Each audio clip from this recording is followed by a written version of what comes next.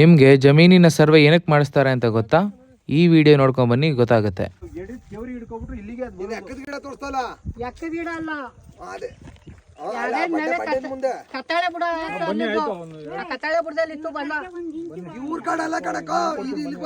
ಕರ್ನಾಟಕದಲ್ಲಿ ಹಲವಾರು ತರ ಸರ್ವೆಗಳು ಮಾಡುತ್ತಾರೆ. ಅದರಲ್ಲಿ ಪ್ರಮುಖವಾದದ್ದು metric chain survey, ETS survey, GPS survey, drone survey. ಈ ವಿಡಿಯೋದಲ್ಲಿ ಮೆಟ್ರಿಕ್ ಚೈನ್ ಸರ್ವೆ ಬಗ್ಗೆ ತಿಳಿಸ್ಕೊಡ್ತೀನಿ.